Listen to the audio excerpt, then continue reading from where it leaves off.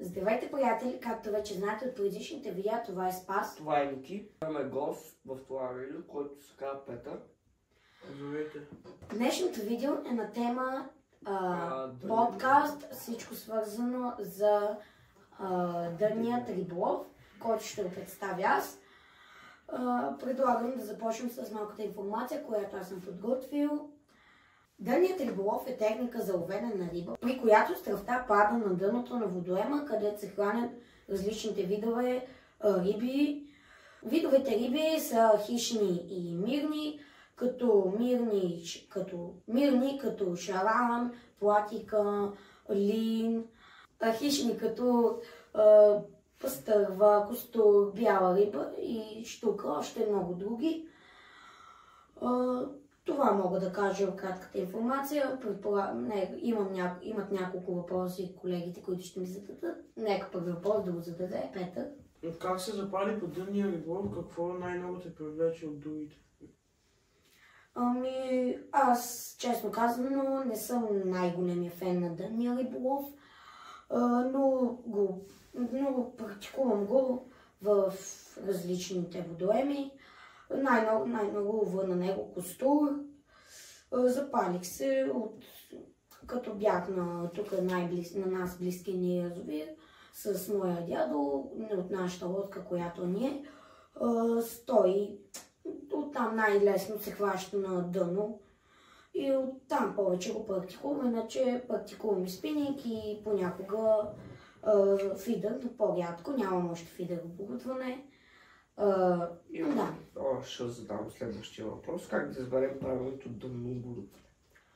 Дънното оборудване въдицата трябва да ти е от 3 до 4 метра и макара вече не мога да ви кажа точното колко трябва да е. Давай нататък, колега. Какво е най-важното при избора на дънен монтаж? Как да си го направим? Дънния монтаж може да го направим по няколко вида, като взимаме кордата. Взимаме най-долу на кордата, първо отрязваме около 15 см две такива корда, 15 см двечки. И трябва и остатъка на вече дългата корда, която си е към макарата, закачаме улово, някъде около 10 или 15 грама, тук не мога да ви кажа точно. И след това, за костур говорим, и след това на 30 см мисчин, повече, даже на 40 закачаме, вързваме, това е едното, което го откъснахме преди това 15 см, се върза към главната корда и най-долу се закача една кука, по ваш избор, и след това на още 30-40 см, даже 35 се закача и другото, и така, за да висят куките, и слагате торен червей и вече пускате или царвичка, или рибка, жива гамбус. Можете да си го направите монтажа с една кука по вашия руски монтаж. Тази техника се използва както при сладководни води, така и при солени. Винаги работи. Това мога да кажа по този въпрос. Кои са най-честите грешки при дънния риболов и как може да се избегне? То по-лесничък, няма кои толкова голями грешки, които да се избегват. Можем да кажем като някои грешки на начинаещите не спазват дистанцията между ловото и куката и понякога е доста близко и не е много, както и двете куки не трябва да са много близко, на 30 см една от друга или по-малко, 25-30 макс. Какво носиш винаги със себе си, когато излезеш за дънен риболов? Кое е най-важното оборудване? Аз нося винаги резервно лово, резервни куки, клещи, който има в куфара, който винаги си го нося, клещи, резачки, такъв вид. Това мога да кажа по този въпрос. Може ли да споделиш някой любима техника за закачане на стръвта? Аз, както вече казах и в предишния въпрос, на двете куки закачам по червей, както си го нанизвам хубаво на куката, за да не се откача хубаво, целият да се нанижи, през средата, както отдолу, го захващам да иде целият на куката. По средата да влезне куката в него, самия в червей.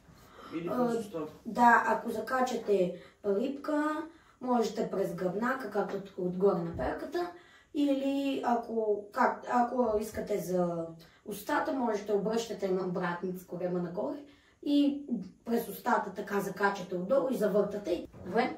Следващия въпрос. Има ли разлика в подхода при риболов на река и на стоящи води? Тук има доста голям подход, защото на река е доста трудно този вид риболов. Настоящи води е най-лесно. Това мога да кажа. Какво ви вдъхнови да практикувате дания риболов? Вдъхновяваме, не се чака чак толкова много и да, всеки си има различно такова. Аз, както вече казах, практикувам го, но не ми е най-любимия риболов. Това мога да кажа.